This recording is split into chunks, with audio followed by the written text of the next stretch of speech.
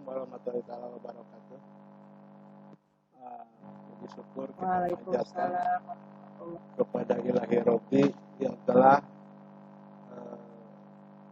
memberikan nikmat sehat sehingga kita bisa melaksanakan penugasan hari ini. Perkenalkan, saya Agus Heri dari SDN Karangpawitan 5, salah satu peserta PCT Vietnam kelas 4A. Pada hari ini akan melaksanakan tugas sebagai presenter. Terima kasih kepada para partisipan yang telah hadir di room kami dengan peralihan jadwal.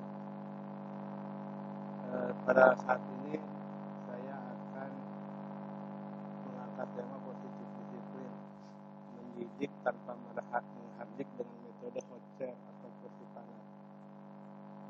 Hadirin yang saya hormati, anak adalah merupakan titipan Allah Subhanahu wa Ta'ala. Apabila puisi adalah hasil karya ungkapan perasaan yang indah, maka anak adalah hasil karya kita yang terindah. Bapak Ibu guru dan para orang tua yang sekarang sempat hadir, anak, terutama kita sebagai guru, anak merupakan titipan Allah Subhanahu wa Ta'ala yang titipkan orang tua kita kepada kita untuk mendidiknya. Kita ingat bahwa ada dua faktor yang mempengaruhi perkembangan anak. Pertama yaitu faktor internal, yang kedua adalah faktor eksternal. Internal dari anaknya itu sendiri, gen, bawaan. Kadang kita, kalau ayahnya pintar, ibunya jenius, ayahnya jenius, otomatis anaknya akan jenius. Salah satu ciri anak yang jenius adalah kita. Yang kedua adalah faktor eksternal. Faktor eksternal dari luar anak. Bagaimana pola asuh kita di rumah ataupun kultur sekolah dan lingkungan masyarakat. Itu yang mempengaruhi faktor perkembangan anak. Kalau bapak orang tuanya galak, sering memukul ibunya atau yang lainnya, maka anak juga akan mencontoh. Karena anak adalah peniru ulung. Apa yang dia lihat, dia akan kerjakan suatu saat. Jika ayahnya memukul ibunya, maka anak itu pasti suatu saat akan melakukan hanya kepada pasangan.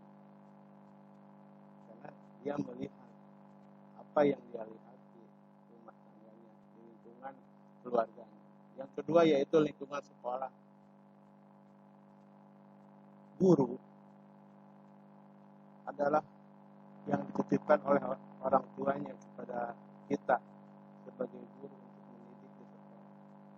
Bagaimana pola pendidikan kita di sekolah? Karena tanggung jawab anak di sekolah adalah tanggung jawab kita sebagai guru, seorang pendidik. Kalau misalnya kulturnya kultur agamis, anaknya insya Allah menghasilkan kultur yang agamis. Sebenarnya semua anak dilahirkan sama. Kadang kita suka membedakan, ada anak yang pintar dan ada anak yang bodoh. Padahal pada dasarnya anak itu cerdas. Cuman kita sebagai guru kewajibannya yaitu untuk menggali kecerdasan apa yang ada di anak itu. Sebagaimana disebutkan oleh Howard Gardner, ada 9 aspek kecerdasan. Apakah anak itu kecerdasan musikal, interpersonal atau sosial, visual spasial, natural, kinestik, moral, verbal, linguistik, ataupun logika atau matematika. Seorang anak yang tidak suka matematika, jangan dipaksakan untuk suka matematika. Mungkin dia sukanya pada musik, menggambar, interpersonalkah. Jadi salah satu kewajiban kita adalah untuk mencari apa kecerdasan apa yang ada di anak itu, di anak peserta didik kita. Apakah dia sukanya menggambar, apakah sukanya dia puisi. Karena anak itu semua cerdas, termasuk bapak guru yang hadir sekarang ini semua orang-orang cerdas. cerdas di bidangnya. Ya. Tidak ada satu orang atau jarang pun yang sempurna. Semua kecerdasan dimiliki oleh satu orang.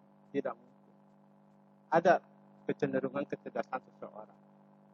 Dia suka matematika, belum tentu dia suka musik atau sebagainya. Semuanya cerdas. Itulah yang kewajiban kita untuk menggali kecerdasan apa yang muncul di peserta didik kita. Anak sukanya musik. Bagaimana caranya kita untuk mengembangkan kecerdasan itu lewat musik? Anak sukanya untuk bertahan, interpersonal, bertahan dengan keadaan apapun dia bisa bertahan. Berarti interpersonal. Interpersonal sosial berarti dia bagus secara sosialnya. Dan sebagai kinetiknya, misalnya anaknya gerak tubuhnya bagus segala macam, atau moralnya atau linguistiknya, yang itu yang akan kewajiban kita sebagai guru untuk mencari, untuk memilah di mana anak itu menetapkan dirinya sebagai kecerdasan. Itu kewajiban kita untuk menggali, karena di kurikulum kita yang diterbitkan oleh Kementerian Pendidikan Nasional, 9 aspek kecerdasan itu digali, semua ada. Kalau kita telah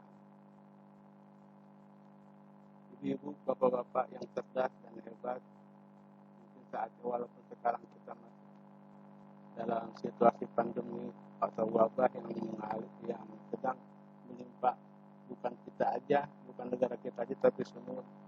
Ini saatnya kita untuk merefleksi, mumpung ada waktu dari ini. Kita mungkin bisa lihat anak si A, si B, anak itu kecerdasannya. Kedepannya harus seperti apa? Bagaimana cara kita menggali anak-anak kita, kecerdasan anak-anak kita. Selanjutnya, ibu-ibu yang saya hormati, kadang kita suka melihat atau di kelas anak itu kayaknya nakal atau bandel. Sebenarnya bukan nakal atau bandel. Kalau kita resep dari saya mempunyai 7 resep aturan penting yang ada dari kita. Kita sebagai pengajar ataupun sebagai apapun kita di sekolah, ada 7 aturan penting yang harus kita laksanakan. Pertama, konsisten dengan apa yang kita ucapkan. Artinya jangan membuat janji yang tidak akan pernah kita laksanakan kepada anak siswa kita. Misalnya, kata bu guru, nanti kalau aku berhasil akan dikasih permen, tapi permennya tidak dikasihkan. Jangan sesekali berjanji, karena akan menurunkan harga diri kita di depan anak-anak. Artinya, kalaupun misalnya kita berjanji pada anak, laksanakanlah janji itu. Kita akan, anak-anak, hari ini kalian mendapatkan tugas anu, siapa yang terbaik akan mendapatkan hadiah dari itu. Harus dilaksanakan hadiah. Kalau misalnya kita tidak konsisten dengan aturan konsisten itu, maka kita akan dicemoohkan oleh anak didik kita, walaupun tidak langsung, tapi dalam hatinya, dalam jiwanya, anak itu akan, si ibu bohong dan segala macam. Yang kedua, guru bekerja sama dengan anak. Artinya ada kolaborasi antara guru dan anak. Guru harus mau mendengar, harus tahu aturan apa yang ada di kelas, segala macam. Kerjasamalah dengan anak peserta didik kita. Yang ketiga, dengarkanlah ketika anak bicara. Artinya, hormati dia. Apa yang dia inginkan. Saya pernah mendengar, saya nggak mau dengan guru itu. Kenapa? Gara-gara gurunya tidak memanggilnya. Mungkin karena tinggi gitu. Yang selanjutnya, tentukan rutinitas. Artinya bagaimana saat kita masuk kelas, keluar kelas, kalau mau keluar, bagaimana caranya,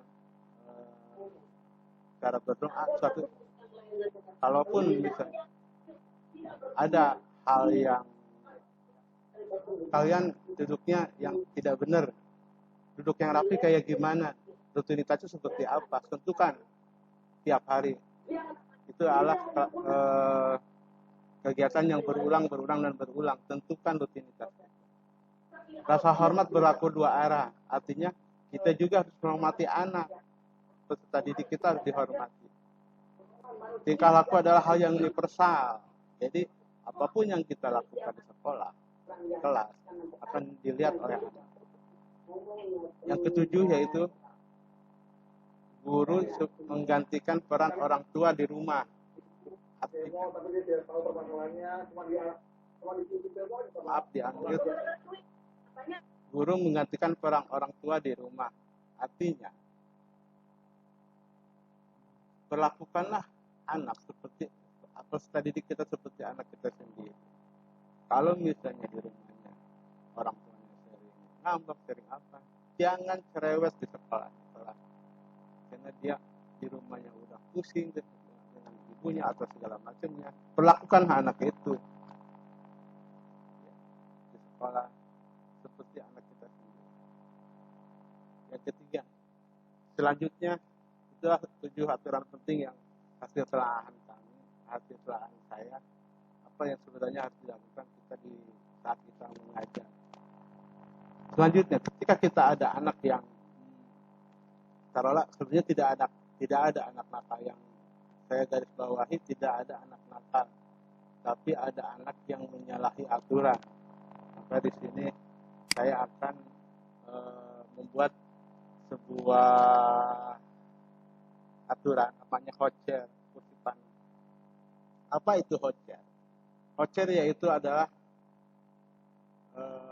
tempat refleksi anak sebenarnya. Bagaimana aturan itu harus diterapkan kepada anak? Melaksanakan hocer itu gimana caranya? Pertama, intinya begini, ketika ada anak yang melakukan kesalahan, maka anak itu akan duduk di kursi itu di pojok kelas. Pertama, sebelum membuat aturan itu, buat kesepakatan bersama di kelas, di sekolah, di kelas. Ajak anak itu berbicara, berdiskusi apa aja yang akan ada di sekolah, aturan apa aja, apakah tidak datang terlambat, PR harus dikerjakan, harus ada piket, jangan memukul temannya. Aturan-aturan itu dibuat kesepakatan antara kita dengan anak, walaupun anak itu anak TK misalnya, walaupun anak itu anak kelas 1, walaupun anak itu anak kelas rendah, apalagi kalau di SMA lebih banget bisa membuat MOU atau membuat kesepakatan antara guru dengan anak. Buatlah kesepakatan antara kita dengan anak. Aturannya begini. Ketika sudah ada poinnya, tempel semua aturan itu ketika anak masuk, di pintu, di dinding, di whiteboard, boleh di mana saja. Kita atur supaya anak bisa melihat. Ketika kedua, membuat pojok yang nyaman. Kalau di literasi ada pojok baca, kita bisa aja disatukan dengan pojok baca, bikin satu kursi senyaman mungkin. Ada kursinya di situ, anak jangan di depan kelas. Kalau di depan kelas nanti akan mempermalukan anak. Bikin di pojok di belakang. Ketika anak ada kejadian membuat pelanggaran atau apa segala macamnya, bawa anak itu simpan di belakang. Gimana caranya simpan anak itu sesuai usianya? Usia kamu berapa, nak?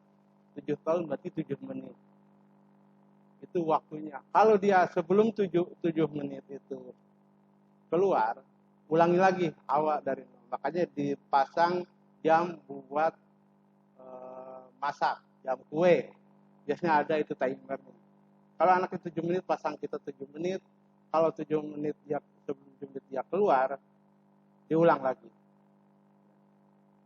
Itu juga berlaku bagi kita, bagi ibu guru. Ketika kita melakukan, kita pusing stres, kita berdiam diri. Rumusnya 1 tahun 1 menit. Kalau usia kita 30 tahun, 30 menit kita diam, merenung, refleksi.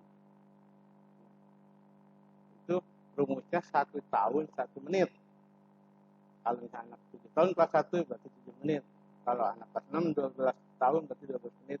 Kita diamkan di pojoknya, di pojok hocer itu, sampai anak itu berasa menyalahi, mengakui kesalahannya. Kalau misalnya anak itu sudah misalnya berkelahi, satunya kita lerai, kita diamkan di pojok, kita sama yang lainnya mengajar, anak membuat, insya Allah akan membuat anak itu runtuh dengan dunia ini. Diam. Terus ketika sudah 7 menit, ubah gaya bicara kita, intonasi kita dengan suara. Timbulkanlah wibawa kita, bahwa kita sebagai pengajar. Jangan suara yang cempreng. Nah, jangan seperti itu. Ubah gaya bicara kita, gaya bicara yang dari perut. Nah, apakah kamu sudah bisa mengakui kesalahan kamu atau sudah? Ubah gaya bicara kita dengan suara perut. Salah satu. Ajak anak itu bicara. Kamu itu sudah melakukan hal seperti itu. Nah, kalau misalnya anak itu berkelahi, yang satu lagi kemana? Kita bawa ke kantor anak. Kalau dia nangis segala macam, apalagi anak kelas 1, anak TK ya. Nah, anak itu kalau bisa satu gender ya. Kalau anak itu perempuan sama ibu gurunya, kalau anak itu laki-laki, apalagi yang di SMA, sama bapak gurunya. Anak itu kita usap perutnya atau dadanya, atau namanya kalau bahasa istilahnya di rocking ya, dilus-lus supaya anak itu relax, nyaman gitu. Karena apalagi anak usia 1 sampai 9 tahun sangat memerlukan yang namanya pelukan, baik itu dari ibunya ataupun dari orang tuanya, dari gurunya, segala macam. Yang kedua, ketika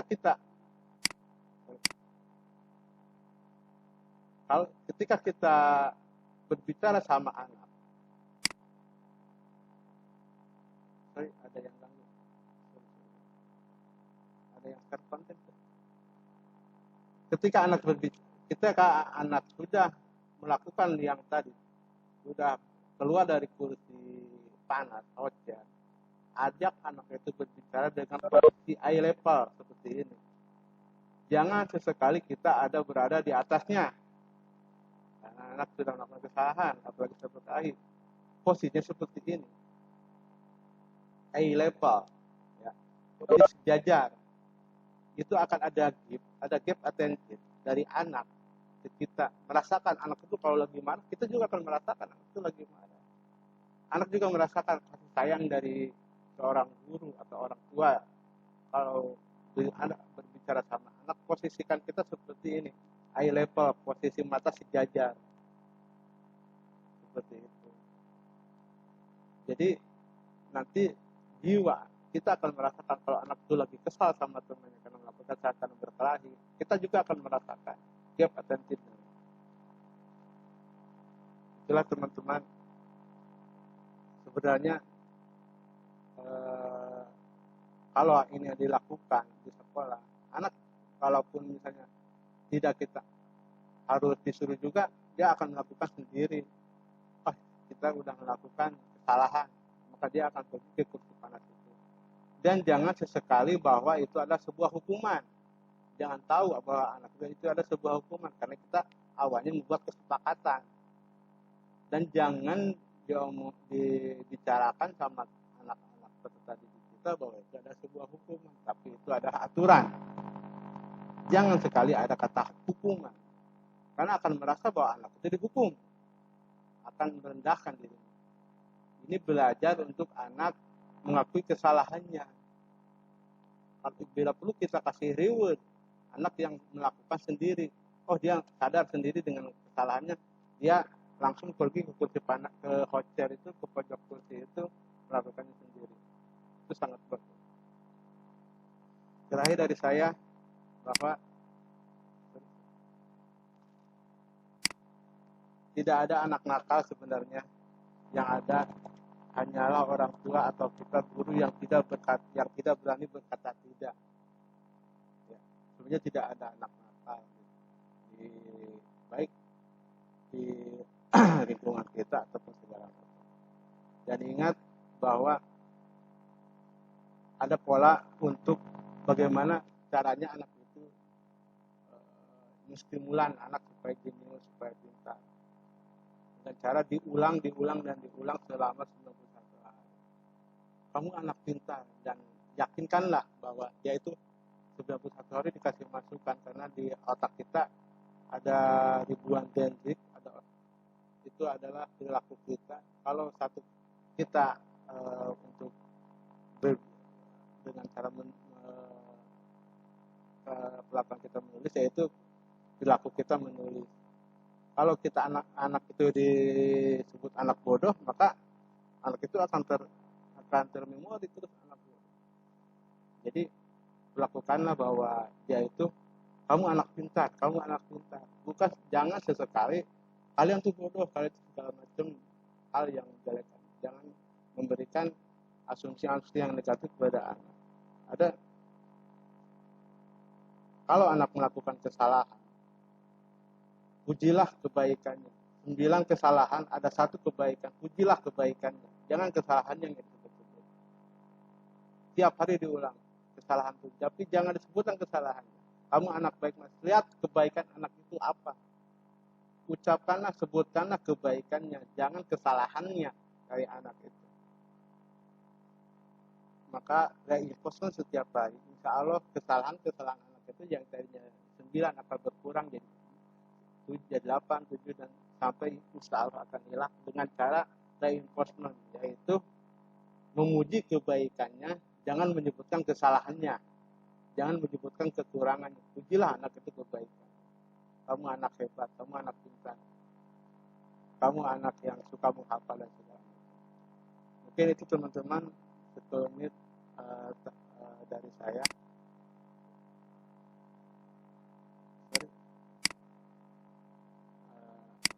Nah, ini tidak ada anak nakal sebenarnya, yang ada hanyalah orang tua yang tidak berani berkata tidak pada anak. Itu mungkin paparan dari saya, kurang dan lebihnya mohon maaf kalau ada kata-kata yang salah ataupun teknik yang salah. Ini hanya pandangan dari saya yang kemarin berdiskusi. Waktu selanjutnya waktu akan saya kasihkan ke Bapak Moderator, Bapak Muhammad Iqbal Komar. Assalamualaikum warahmatullahi wabarakatuh. Cek, bagus. Ada suara Abdi, bagus. Ya, kedengar Pak. Terima kasih kepada Bapak Agus yang sudah memaparkan materi. Mudah-mudahan kita semua dapat manfaat dari materi yang telah disampaikan. Selanjutnya, mari kita buka sesi pertanyaan. Mungkin Bapak Ibu partisipan yang ingin bertanya tentang materi yang telah disampaikan tadi, silakan Bapak Ibu.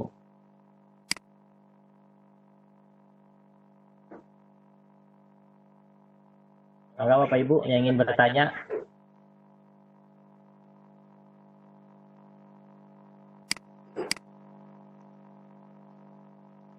Bu Nova mungkin. Ya, itu ada yang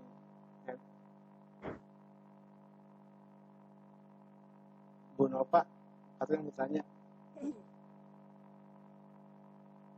Silakan Bu Nova. Halo, Pak Agus, bertanya. Ya Bu, mana Bu Haji. Mangga Bu Haji. Assalamualaikum warahmatullahi wabarakatuh. Waalaikumsalam warahmatullahi wabarakatuh. Yang materi yang Pak Agus itu hot share ya? Iya Bu. Sangat bermanfaat sekali, apalagi guru-guru ya, yang selama ini di kelas kan kadang-kadang suka tidak telaten ya, terhadap anak-anak yang nakalnya luar biasa begitu ya. Firman nakal, bodoh dihantai itu ya. Nah, yang saya tanyakan, guru itu sudah memperlakukan ya anak dengan baik ya, walaupun itu anak nakal ataupun bodoh, tetap menghargainya. Nah, pada saat sudah diberikan hukuman yang peringatan yang pertama ya, anak tetap tidak nurut. Kedua lagi tidak nurut. Nah, terus kemudian guru itu setidaknya ada hal yang memberikan tugas yang agak inilah lumayan kepada anaknya supaya anak berubah. Nah, yang saya tanyakan gimana cara menanganinya apabila itu si orang tua itu tidak menerima begitu terhadap apa yang kita perlakukan terhadap anaknya, padahal niat kita selaku guru ya ingin memperlakukan tetap anak itu baik dengan baik ya, supaya anak itu berubah. Nah, tapi ada tindakan kita itu ya, peraturan kita itu ya diterima oleh orang tua begitu. Orang tua tidak menerima gitu terhadap peraturan yang kita buat. Ini bagaimana ini menyikapi kepada orang tua yang seperti itu? Terima kasih. Mangga Pak Agus, langsung dijawab saja kali ya. Oke, siap. Agus. Terima kasih Bu Haji Betty yang telah bertanya. Agus. Ya, halo. Ya, halo. Mangga Pak Agus, dijawab. Oke, siap. Terima kasih kepada Bu Haji Betty yang telah membuat pertanyaan. Pertanyaannya cukup bagus.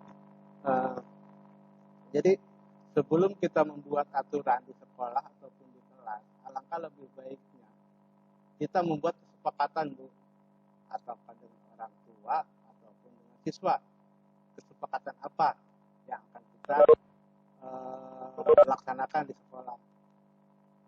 Ketika orang tua komplain, lebih baik tuh kesepakatan itu ditulis, Bu. Artinya apa? Ada notulanya gitu ya. Kita tulis kesepakatannya seperti apa. Jadi ketika ada orang tua yang komplain, kita punya data, punya bukti bahwa kesepakatan itu telah kita sepakati. Itu yang pertama, rumus pertama ketika kita membuat sebuah aturan di sekolah ataupun di kelas.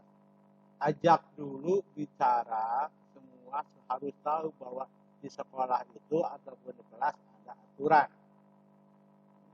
Nih, saya ada satu contoh dan ini sangat bagus, apalagi ini musimnya literasi. Ketika ada anak yang datang terlambat ke sekolah, bukan dihukum, Bu. Dia suruh nulis. Pertama mendidik supaya tulisan dan bacanya bagus. Kedua, anak itu pertama anak suruh nulis.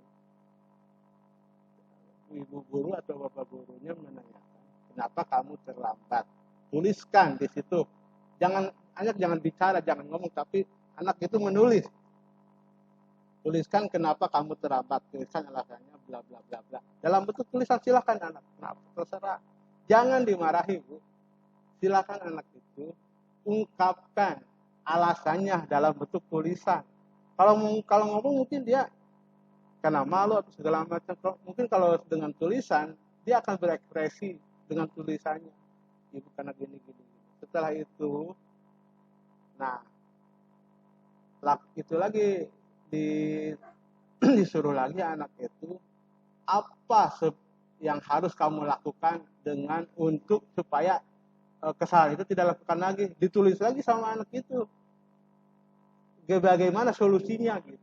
Solusinya kamu tulis di situ apa bagaimana caranya supaya kamu tidak terlambat atau segala macam atau melakukan kesalahan apa. Tulislah di situ. Jangan supaya ekspresinya keluar semua. Kadang kalau anak ngomong, anak tuh kemana, apalagi yang gimana gitu ya.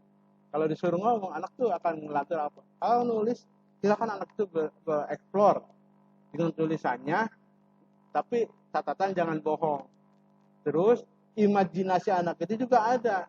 Ketika anak itu mengeluarkan solusi bagaimana caranya kesalahan itu tidak terulang. Solusinya dari anak itu sendiri. Jangan kita menyarankan. Solusinya kamu harus gini-gini, jangan. Menurut saya jangan dulu kasih kita saran. Tapi bagaimana anak itu mencari solusi sendiri. Biarkan anak itu nulis semau dia.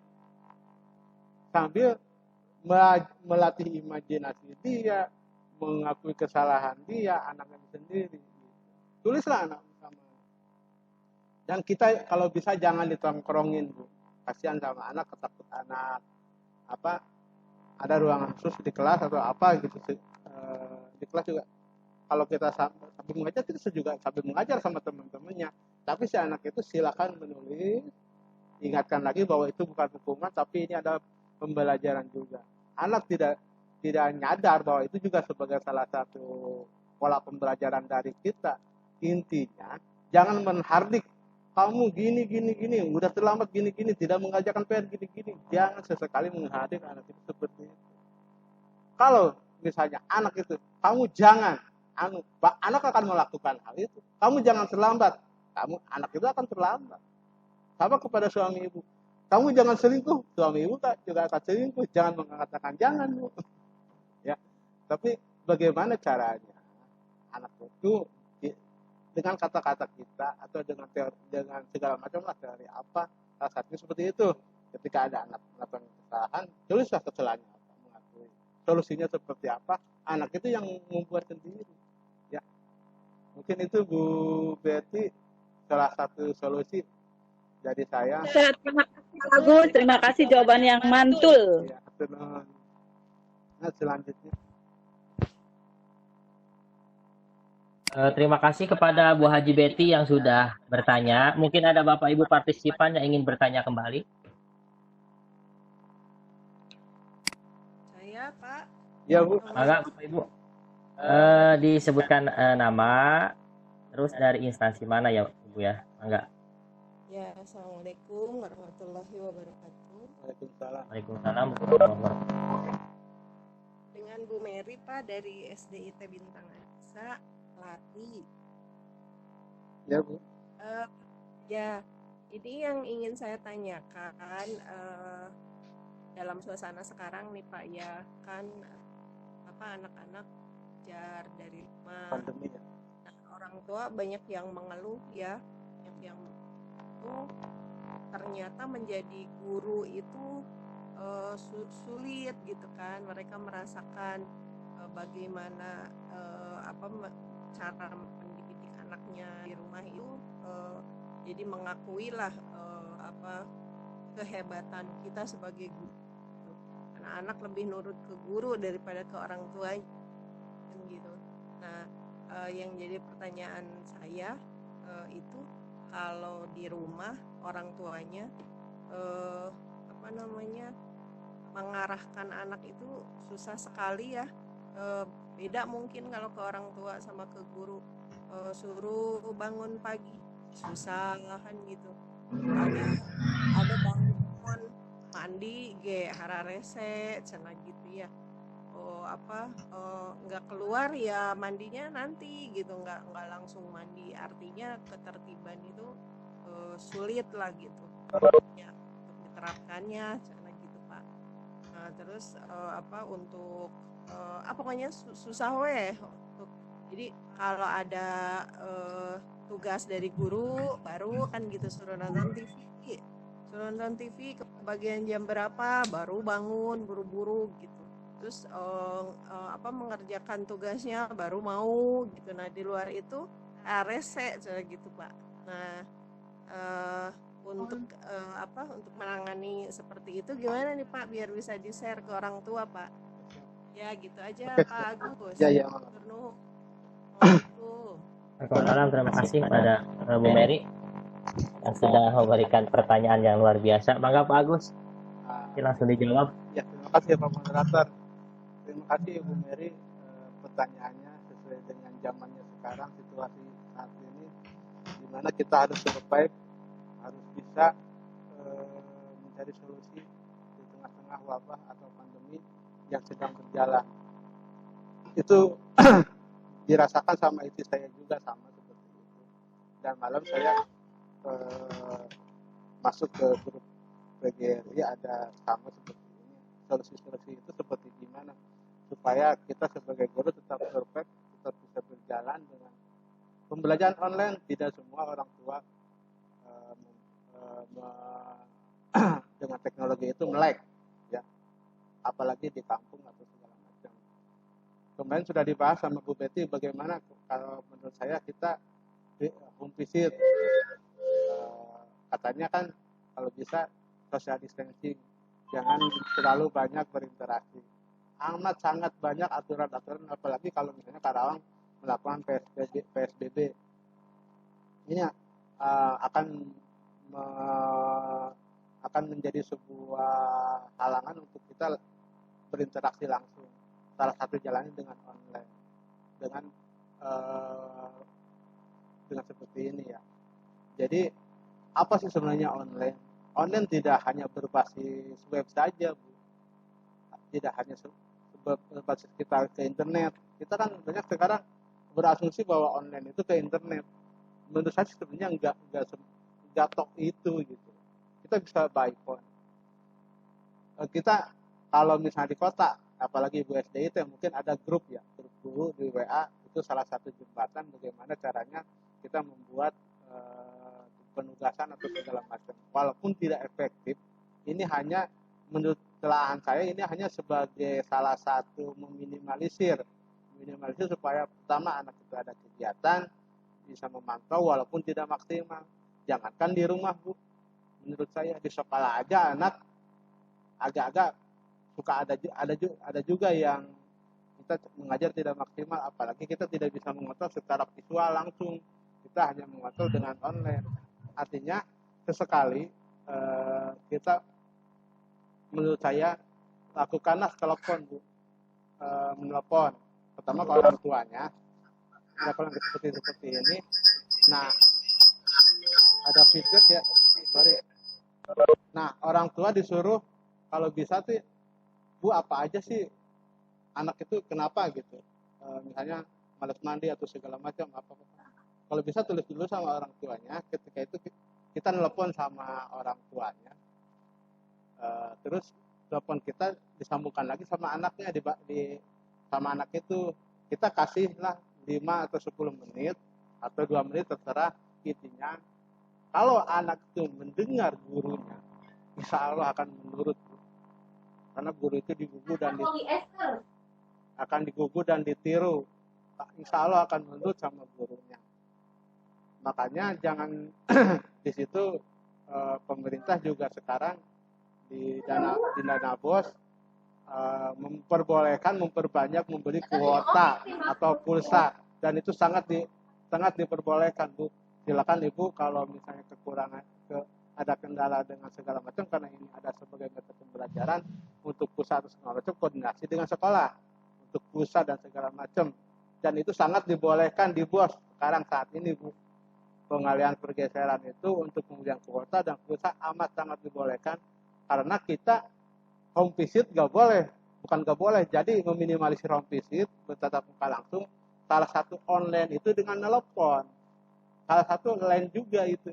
Jadi online itu bukan cuma dengan kita mengasih tugas dengan internet segala macam, by phone juga bisa, Bu.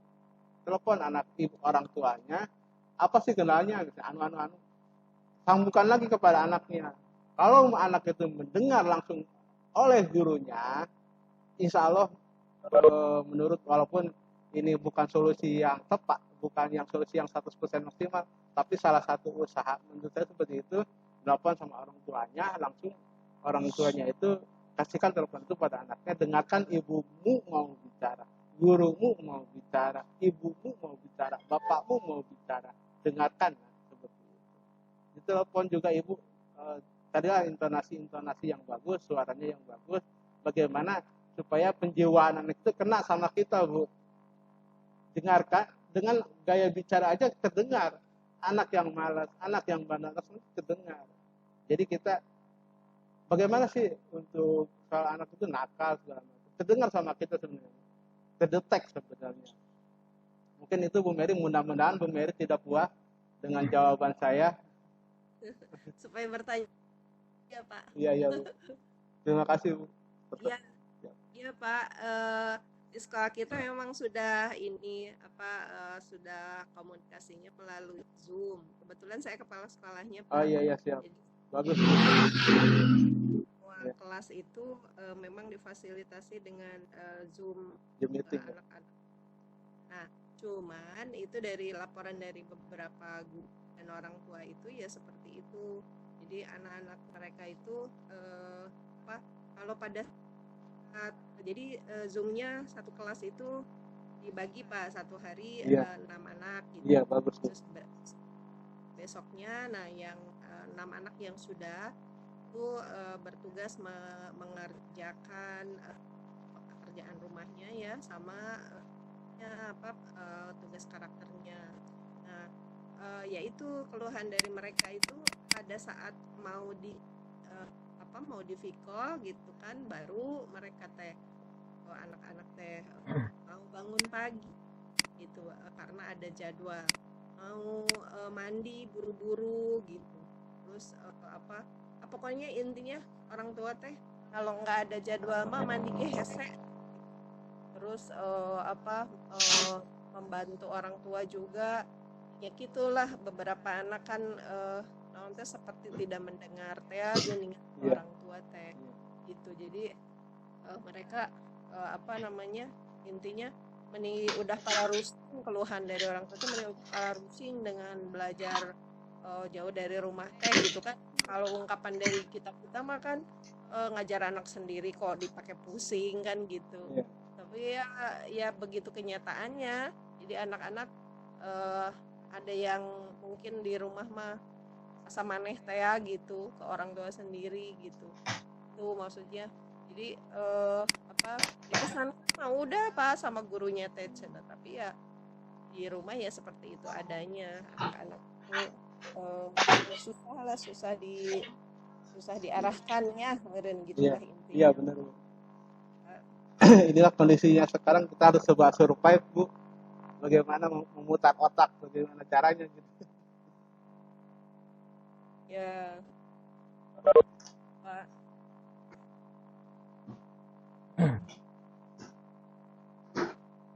Jadi ininya gimana intinya mah gurunya jangan bosan-bosan we meureun ya untuk Iya. mengingatkan gitu, dan memang itulah anak. Iya, Bu. Benar. Ya Pak Agus, Ya. hatur nuhun. Ya, sami-sami hatur nuhun. Assalamualaikum. Itu Pak Miko Kemarin Pak Agus ya ada pertanyaan di chat tuh. Coba. Pak Tata ya. di chat ya. Pak Tata.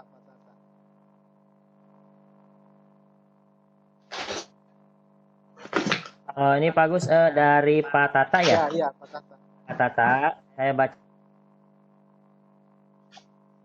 Ini bagaimana pendapatnya ketika kita sudah maksimal dengan pendekatan persuasif dan tidak menghardik, bahkan kita sering komunikasi dengan orang tua siswa yang bersangkutan, tetapi tetap anak tidak berubah. Bagaimana menyikapi dengan bijak kasus seperti ini? Nah, ini pertanyaan dari Pak Tata ya. Pak Tata, bagus. Ya, Mangga.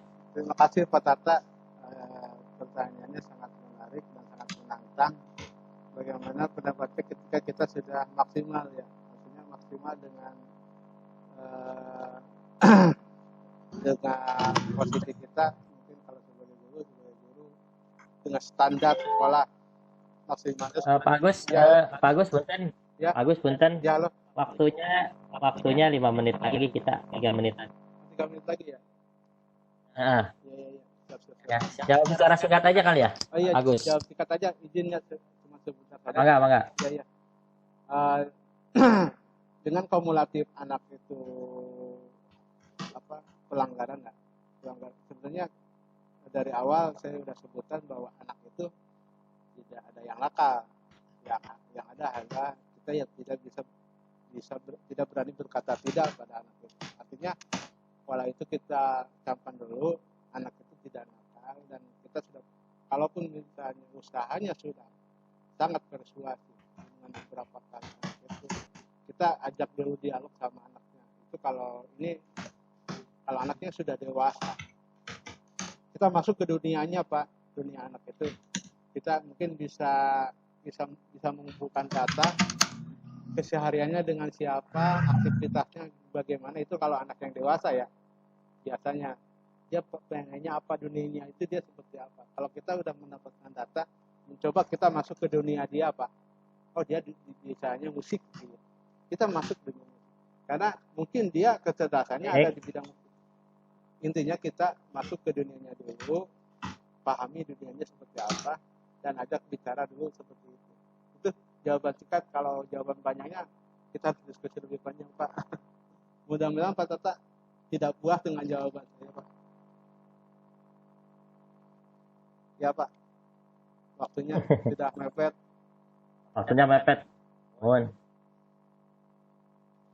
Mungkin itu Pak Tata jawaban dari Pak Agus yang tadi singkat. Mudah-mudahan Pak Tata bisa memahami dari penjelasan Pak Agus.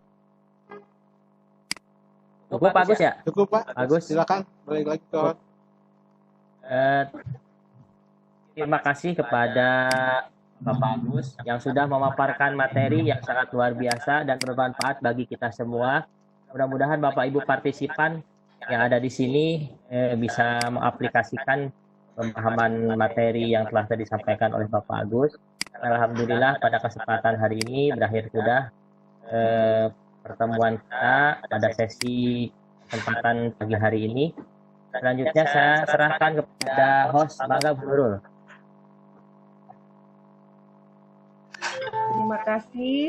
Terima kasih kepada Bapak Indra.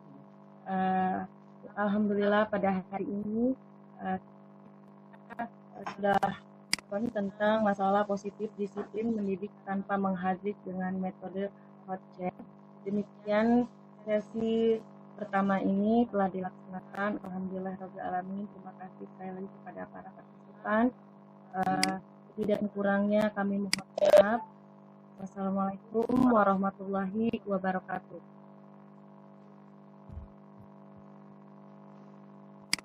Alhamdulillah lancar. Atur nuhun sedayana Pak Ridho, Ibu Yuwita. Atur nuhun Bu Yuwita. Gimana Bu? Ada tanggapan? Iya Pak, Assalamualaikum. Salam. Gimana? Salam. Ya, udah lancar. Alhamdulillah. Yang semalam saya gak lancar Bu. Oh, maaf semalam nggak bisa dampingin karena Enggak. lagi ada aja. Enggak, saya masuk ke JTC, sayanya gak lancar dengerinnya, gak bisa. Aduh, semalam itu host yang paling menyusahkan karena pesertanya Banyak. pesan tapi event mode. Jadi kayak biasa kayak gini, jadi harus satu-satu Iya. Aduh, benar-benar. Cuman nggak ngerti bahasanya tuh ya Bu. Saya pengen belajar gitu. Kemis sama Jumat Pak, ada yang bagus-bagus tuh dari dinas provinsi. Oh gitu. Nanti di itunya aja, linknya aja Bu di share. Saya ngikut. Insya Allah. Tapi kalau pas pelatihan masih belum dulu, khawatir ketumpuk sama Iya, yang lain. iya, siap. Oke, semangat ya Pak ya. Iya, nuhun Bu. Sama Ibu. Iya, siap. Ya, nuhun Ibu. Izin lab boleh Ayo, nanti mau mangga, Bu. gabung ke room yang lain. Siap Bu, mangga Bu. Ya, mangga Bu, mangga. Waalaikumsalam.